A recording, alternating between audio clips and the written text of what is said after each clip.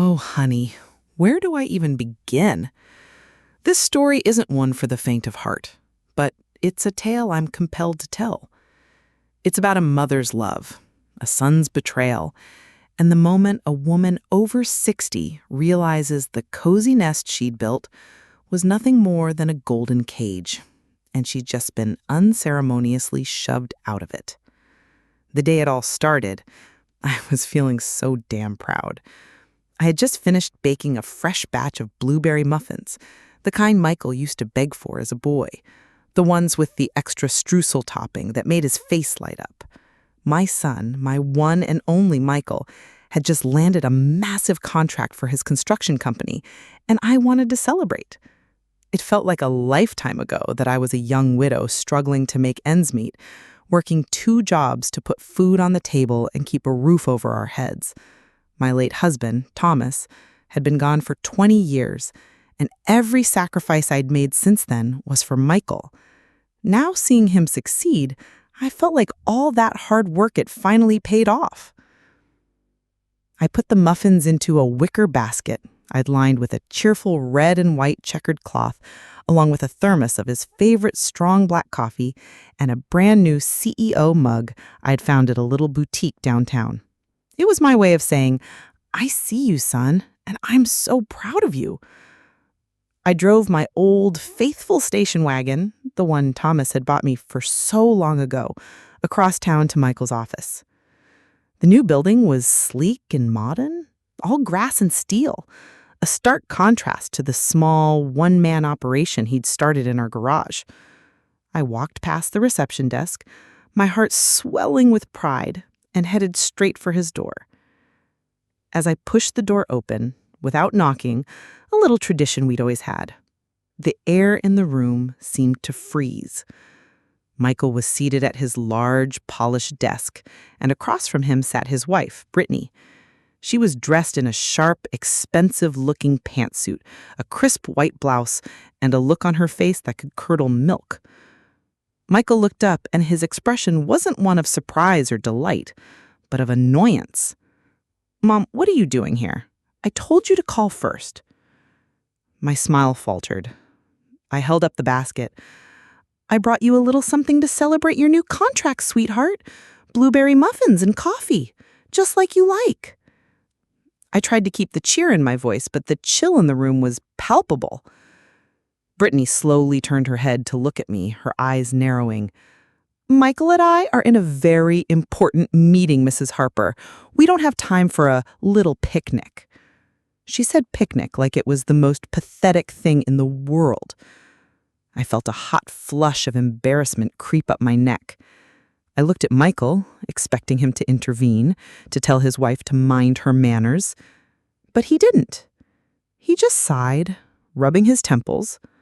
"Mom, I appreciate it, really, but we're busy. You should go." The muffins, once a symbol of my love, suddenly felt like a heavy, unwelcome burden. I placed the basket on the corner of his desk, the checkered cloth a jarring note against the sterile chrome and leather of his office. As I turned to leave, I heard Brittany's clipped, condescending whisper, "Honestly, Michael, she's so pathetic." And then a low, humorless chuckle from my son. As I walked out of that office and back to my car, a cold dread began to settle in my stomach. The silence in my old wagon, usually a source of comfort, now felt heavy with their contempt. I drove home, the unused CEO mug rattling gently in the passenger seat, and couldn't shake the feeling that I had just been dismissed, not by a stranger, but by my own flesh and blood. Was it just a bad day? A misunderstanding? I tried to rationalize it away, to convince myself that Michael was just under a lot of stress. But a part of me, the part that had survived so much already, knew better. That day wasn't just a simple mistake. It was a clear signal, a warning shot. I spent the next week trying to reach out to Michael, sending texts, leaving voicemails, but my calls went straight to his voicemail, and my messages were left unread or, more often, remained undelivered. I started to feel like a ghost in my own son's life. Maybe I'm just being overdramatic, I'd tell myself. He's a busy man. He'll call when he has time. But days turned into a week, and the silence stretched on, a suffocating blanket of rejection. I found myself wandering through my house, a large, quiet place that was now too big for one person. It was the same house I raised Michael in, a place filled with memories of Thomas and our little boy. I remembered Michael's first steps on the living room rug, his childhood drawings still taped to the inside of a kitchen cabinet, the height marks on the pantry door frame. This was my sanctuary, my rock, and yet the joy I once found in it was gone, replaced by a gnawing anxiety. Then the mail arrived. A certified letter addressed to me from a law office I didn't recognize. My hands trembled as I opened it. It was a notice of foreclosure. The letter stated that the mortgage on my home had been unpaid for 3 months and the bank was initiating proceedings. Foreclosure? That was impossible. Thomas and I had paid off the mortgage years ago. This house was a gift from my parents, and it was the only thing I owned outright. I knew something was terribly, horribly wrong. My heart pounded in my chest. I immediately tried calling Michael again, my fingers fumbling with the keypad.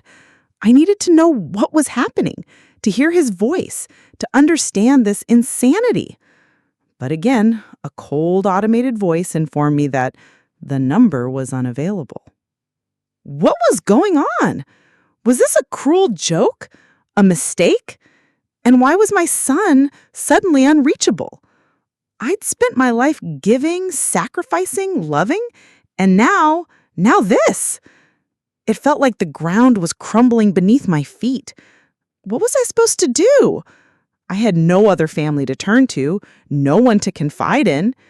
The woman who had been so proud just a week ago was now staring at a foreclosure notice, her world shrinking by the minute.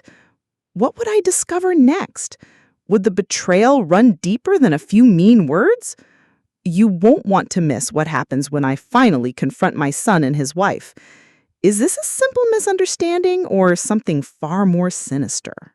The certified letter lay on my kitchen counter like a death warrant. Foreclosure.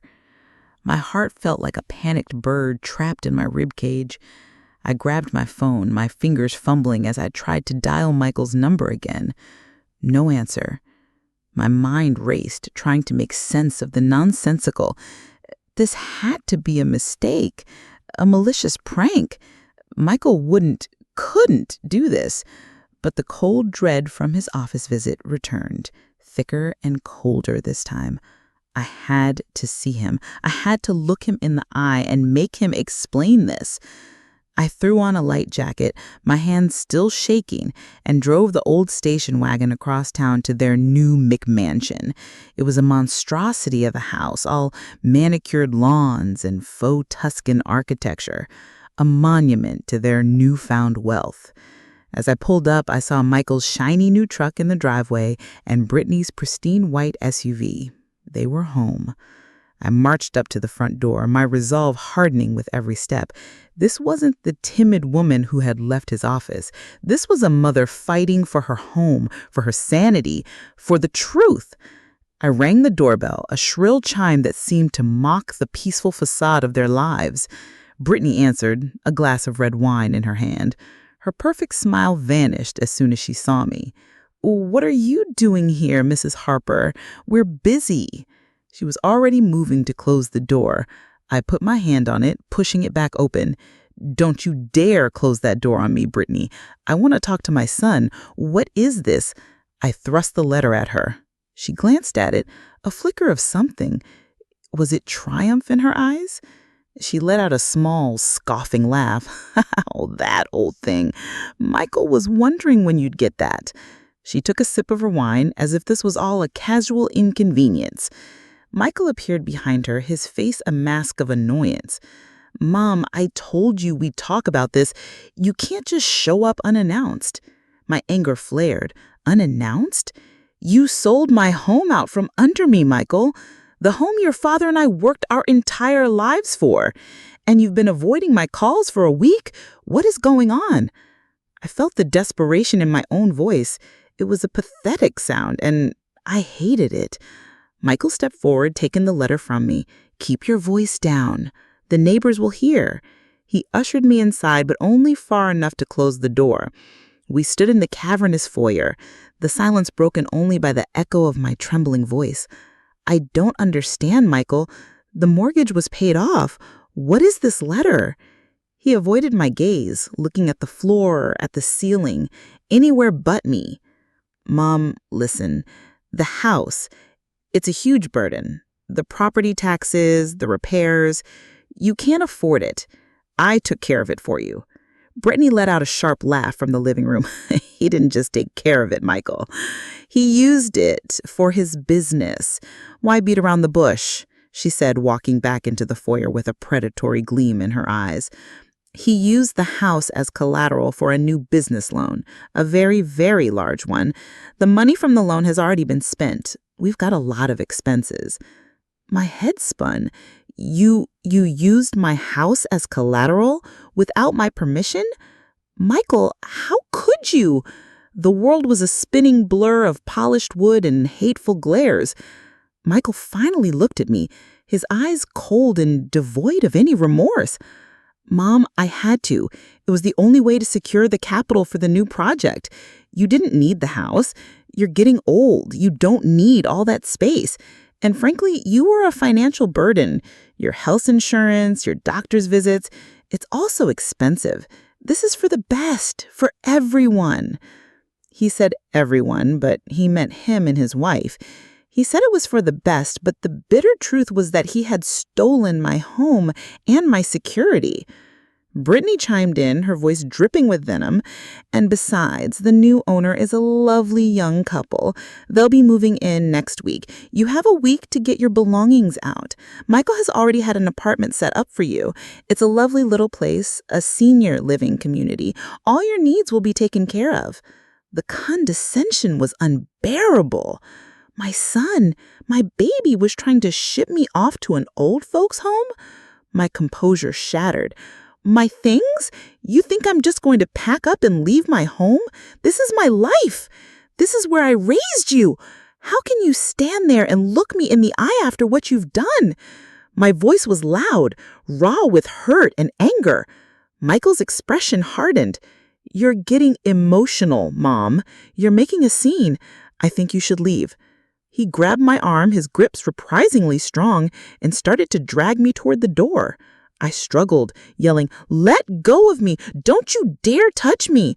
But he was bigger, younger, stronger. Brittany watched, a smug smile on her face as he pushed me out the door and onto the street. He didn't even slam it. He just closed it with a soft click, a finality that echoed in my heart. I stood there, on their perfect lawn, staring at the closed door, the beautiful home, a prison that my son had so gleefully built for himself, using my savings as the foundation. The sun was setting, casting long, mocking shadows. I had nowhere to go. My old station wagon felt like the only friend I had left. I got in, turned the key, and just drove. The image of Michael's cold, dead eyes seared in my mind. I was a widow, alone, and now homeless, all thanks to the one person I had trusted with my life. He called me a financial burden. Me, the woman who had sacrificed everything for him. The irony was so bitter it almost made me laugh. This was a new low, a new kind of hell. I found myself driving toward the last place I felt safe, my old home. The house was dark, but a car was parked in the driveway, a sedan I didn't recognize. I didn't get out. I just sat there, watching as a young couple with a baby carrier got out of the car. They were laughing. They looked so happy. And they were walking into my house with my key, with my life. I couldn't bear it. I drove away, tears streaming down my face. What now? Where do I go? do I really have to live in some senior community stripped of my dignity and my home with the knowledge that my son stole it all? What can an old woman with a beat-up car and a few $100s to her name do against a successful businessman and his vindictive wife? The battle had just begun, but the odds felt impossibly stacked against me. I drove away from my own home, the sight of that happy young couple a knife twisting in my gut. My old station wagon, bless its heart, was the only thing I owned in the world that hadn't been touched by my son's greed. I had a little over $200 in my purse and the clothes on my back. My mind was a whirlwind of rage and despair. He called me a financial burden? Me, the woman who had sold her wedding ring to buy him his first car? The woman who had worked nights as a waitress and days as a cleaner just so he could go to a good school? The irony was so bitter I could almost taste it. I needed to think. I couldn't just wander aimlessly. I drove to a nearby motel, a cheap, run-down place, but it had a bed and a door that locked. The woman at the front desk gave me a look of pity, which only fueled my burning resentment. "What are you looking at?" I wanted to snap, but I just paid for one night in cash and took the key. My room was small and smelled of stale cigarette smoke, but it was a safe place to be for now. I threw myself on the bed and just lay there, staring at the peeling wallpaper. Then a sudden thought jolted me upright. My husband, Thomas. He had always been so meticulous, so careful. He was a man who planned for every eventuality, a man who believed in having an ace in the hole. He wouldn't have just left me with nothing. I remembered a conversation we had years ago, just after Michael's business started to take off. Thomas had told me, "Honey, I love our boy, but he's got a fire in him that sometimes burns too hot. He's ambitious, and that's a good thing, but it can make a man blind. I've made sure to protect us just in case." He had a habit of keeping a little black leather-bound journal. I'd always thought it was filled with his old fishing stories or business contacts, but I never paid it much attention. It was his private thing. I remembered seeing it last in the old antique secretary desk in the study, the one he'd inherited from his father. My heart sank. The desk was in my house, my old house, the one Michael had stolen. I had to get into that desk, but how? My son had kicked me out, and the new owners were already there. I couldn't just knock on the door and ask for my husband's journal. They'd think I was crazy. A scavenger hunt, then? A very personal, very risky scavenger hunt. The next day, I drove back to my old street. I parked my car a few blocks away and walked, trying to look like a woman out for a stroll. As I got closer, I saw the new family's car in the driveway. The front door was open, and I could hear a baby crying. Perfect. New parents are always distracted. I saw the mother talking on her phone on the porch, her back to me. I slipped around the back of the house, my heart pounding in my chest. The back door was locked, but the window to the den was slightly ajar, a little quirk of the old house. Thomas always said it was an old window when the lock didn't quite catch. He put a small block of wood in the track to keep it closed, but I knew just how to get it out. I quietly found a small stick on the ground and pushed the block of wood out of the way, then slid the window open just enough to squeeze through. The den was exactly as I remembered it, but things were shifted. The antique secretary desk was still there, a beautiful old piece of furniture with a rich, dark patina. I tiptoed across the room, my breath held. The baby's cries were getting louder. I could hear the mother's frantic voice from the front of the house, trying to soothe the child. This was my only chance. I opened the desk and fumbled through the drawers, my hands shaking. Old letters, bills, and useless trinkets. Where was the journal? I could feel my time running out. The baby's cries were now punctuated by my father's voice. They were getting closer. I knew Thomas always kept his most important things in a secret compartment. I ran my hands over the desk's surface, feeling for a hidden latch or a loose panel. My fingers found a small, almost invisible button on the back of a carved leg. I pressed it, and a small panel on the side of the desk clicked open. Inside, nestled among some old family photos, was the little black journal. I snatched it and stuffed it into my jacket pocket, just as I heard footsteps coming down the hall. I scrambled back to the window, squeezed myself out, and started running. I ran like I was a young woman again, filled with an adrenaline-fueled terror. I didn't stop until I was safely back in my car, my hands still shaking. I drove away, clutching that journal in my pocket like it was a life raft.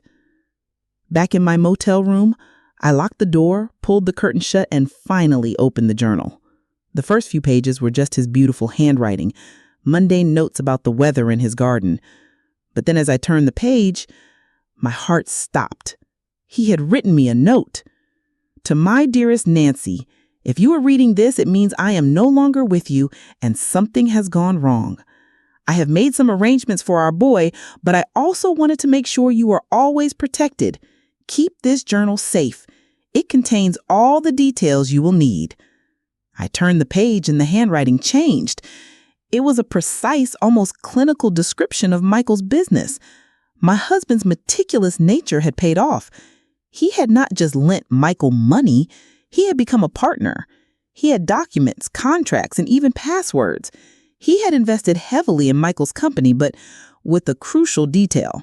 Thomas owned a controlling interest. He had set it up so that he held 51% of the shares, giving him the final say in all business matters. And the most shocking part was that he had a clause in the partnership agreement that said upon his death, his shares would be transferred to me, his wife, Nancy Harper. It was all there, in black and white. My husband, bless his soul, had known. He had suspected that Michael, driven by ambition and maybe even his new wife's influence, might one day try to take advantage of my good nature. He hadn't just protected me, he had given me an atomic bomb. I was still a homeless woman in a cheap motel, but now I was also a majority shareholder in my son's company. My son, the one who had just kicked me out of my home, was now technically my employee. My mind started spinning with all the possibilities. What do I do? What can I do with this information? What kind of power does this truly give me? How will Michael and Brittany react when they find out? Will they try to fight me or will they simply crumble? The game was no longer about a house.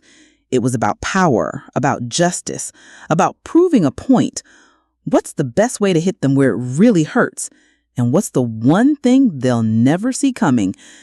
You'll have to keep reading to find out how I turned the tables on my son and his greedy wife. The game of revenge is afoot, and I've just been handed the winning hand. Armed with Thomas's journal, I felt a strength I hadn't felt since my husband was alive. The fear and despair that had gripped me in that miserable motel room were replaced by a cold, righteous fury. I spent the next few days holed up in my room, poring over every page of that journal. It wasn't just a simple partnership agreement. It was a roadmap to Michael's entire business.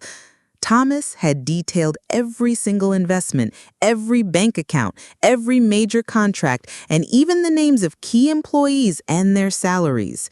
He had even noted that Michael and Brittany were overspending wildly, living a lifestyle far beyond what the business's current profits could sustain.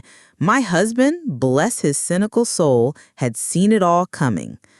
The journal was a time bomb, and I was about to light the fuse. My first call was to my old friend and lawyer, Mr. Johnson. He had been our family lawyer for decades and was a man of impeccable integrity. I gave him the brief, sanitized version of the story. My son sold my house without my permission, and I found some documents that suggest I own a controlling share of his company. I could hear the shock in his voice as he told me to come to his office immediately. Walking into Mr. Johnson's office, I felt like a different woman. I was no longer the sad, abandoned mother. I was a majority shareholder. I handed him the journal and the original partnership agreement that Thomas had painstakingly filed with the state. He read through them, his expression a mixture of astonishment and grim satisfaction. "Nancy, this is remarkable," he said, adjusting his glasses. "Your late husband, God rest his soul, was a very clever man. This partnership agreement is ironclad. It states in no uncertain terms that upon his death, his 51% share of the company transfers directly to you. You are, for all intents and purposes, the owner of record." He then explained the finer points. As the majority shareholder, I had the right to call a special meeting of the board of directors. I could vote to fire the CEO, appoint a new one, and make any other decisions I deemed necessary for the company. The power was absolute. Mr. Johnson suggested we call the meeting for the end of the week. I'll send the official notice to Michael, he said, a glint in his eye. Well, let them think you've hired me to sue for the house, not to take over the company. Let them think they're winning. A cruel smile crept onto my face. The thought of Michael and Brittany receiving that letter and thinking they had the upper hand was a delicious kind of dark humor. I could picture their smug faces, Brittany with her condescending smirk, Michael with his cold, unfeeling eyes. I knew they would be prepared to fight me for the house, but they wouldn't be prepared for this. The day of the meeting arrived. It was held in a polished, mahogany-paneled boardroom in the same sleek building where Michael had humiliated me just a few weeks ago. I walked in with Mr. Johnson, my heart pounding, but my posture straight. Michael and Brittany were already there, seated at the long table, their expressions a mix of impatience and arrogance. Michael, ever the businessman, had a file full of legal documents to counter my supposed lawsuit. Brittany, ever the opportunist, was whispering in his ear, a triumphant glint in her eye. She probably thought I was about to beg for my old life back. All right, let's get this over with, Mom, Michael said, not even looking at me. I don't have all day. What's your proposal? You want money? A different apartment? You should have just taken the one I offered you. This is a waste of everyone's time. He had no idea. Mr. Johnson cleared his throat. Good morning, Michael. Good morning, Brittany. We are not here to discuss the house, though that matter will certainly be addressed in due time. We are here for a special board meeting as per the partnership agreement of this company. Michael's face fell. He looked at Mr. Johnson, then at me. What are you talking about? There's no board meeting. We are the board. Mr. Johnson placed a thick file on the table. According to these documents, which are a matter of public record, your father, Thomas Harper, was the majority shareholder with 51% of the voting shares. And according to this clause, upon his passing, those shares were transferred to his lawful wife, Nancy Harper, the woman you just called Mom. The color drained from Michael's face. Brittany's jaw dropped, her wine-stained lips trembling. She tried to snatch the papers, but Mr. Johnson held them back. Your mother, Nancy, is, for all intents and purposes, your boss. The silence in the room was deafening. Michael was frozen, his mouth slightly ajar. He looked from Mr. Johnson to me, his eyes wide with a mixture of disbelief and pure, unadulterated terror. He finally found his voice. This is impossible. My father would never. He gave me this company. He promised me. I looked at him, and all my rage, all my sadness, all my pain came out in a single, devastating sentence. He gave you a chance, Michael. He just wanted to make sure you never forgot where you came from. And you did. I stood up, my hands on the table, feeling the cold, hard reality of my new power. I looked at Brittany, who was now a ghost of her former smug self. Now, as the majority shareholder, I have some decisions to make. The first one is to appoint a new CEO effective immediately. And the second is to decide what to do with the current one who, as it turns out, embezzled company funds to support a lifestyle he couldn't afford. The house you're living in, it's been seized by the bank, which, by the way, has just called the loan on the company. Looks like you're not so wealthy after all. Michael, my son, my boy, my flesh and blood, stared at me. He had taken my house, but I had just taken his entire life. The table had turned, and you can't imagine what happens next. The game is far from over, and you won't believe how I use my newfound power to get not just my house back, but to completely dismantle the life they built on my back. The final act of this drama is the most shocking of all. The silence in the boardroom was heavy, thick with the unsaid, the unspoken fury and shock. Michael's face, once so arrogant and cold, was now a mask of utter devastation. Brittany's face was a study in pure terror, her composure completely shattered. She was no longer the smug wife. She was a woman whose entire world had just come crashing down. "What do you mean the loan was called?" Michael stammered, his voice thin and reedy. I looked at him, and all the love I had once felt for him, all the pain and betrayal, hardened into a resolve of steel. "I mean exactly what I said, Michael.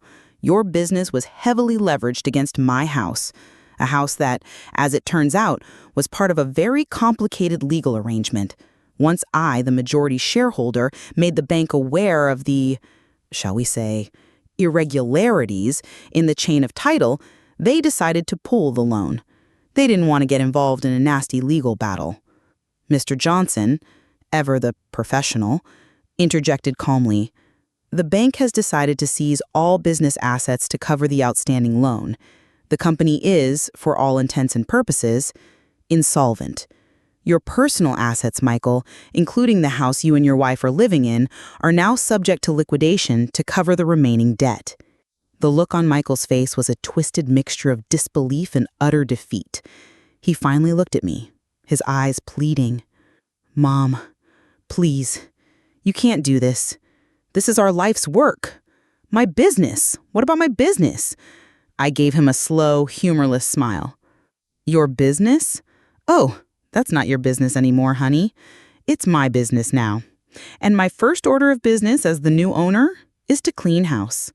The company will be restructured, and the assets that weren't seized by the bank will be used to create a new, debt-free company. A company that will be run with integrity, not on the back of stolen property and borrowed money." I looked at Brittany, who was now quietly sobbing into our hands. "And as for your services, Brittany, I'm afraid they're no longer required. You're fired." She looked up at me, her mascara-streaked face a mess of tears and snot. She didn't say a word. She just got up and ran out of the room. Michael, however, stayed. He sat there, a broken man. "Mom, I'm sorry. I'm so sorry. I don't know what to say. I was foolish. Brittany, she convinced me. She said we needed the money. She said you didn't need the house anymore. I should have listened to you." The apology felt hollow, a desperate plea from a man who had lost everything. I looked at him, and for a moment I saw the little boy who used to beg for my blueberry muffins. But that boy was gone, replaced by the stranger. "Sorry doesn't fix it, Michael," I said, my voice as hard as stone. "Sorry doesn't give me back the years of trust you broke. Sorry doesn't erase the feeling of being thrown out on the street by my own son. But a mother's love, no matter how broken, is still a mother's love." My voice softened just a little. "I'm not going to let you go to jail. I'll make sure the bank is paid back and you will be free of debt. But you will have to start over, from the very beginning. You will have to get a job, a real job, and work your way up. You will have to earn your place in this world, not steal it." He looked at me, his eyes filled with tears. "Thank you, Mom. Thank you." I just nodded. The victory wasn't as sweet as I had imagined. It was a hollow, empty feeling. I had won, but I had lost a son. In the end, I did get my house back. I used a portion of the company's remaining assets to buy it back from the bank and sold it to a single mother who desperately needed a fresh start. I bought a small, cozy cabin by a lake, a place where I could fish and read and live out my days in peace. Michael and Brittany's mansion was sold at auction, and the proceeds went to paying off their debts. They had to move into a tiny apartment, and Michael got a job as a laborer on a construction site. He was working for a new boss, learning the trade all over again. Brittany left him a few months later. I never spoke to Michael again. He would send me letters begging for forgiveness, but I never opened him. I had given him a chance to be a man, to be an adult, to be a son. And he had failed. I had won the battle, but the war was over. I had lost my son, but I had found my peace. And sometimes, when I'm sitting on my porch, watching the sun set over the lake, I can almost hear Thomas's voice whispering, "I told you, Nancy. I told you I'd protect you." And I did.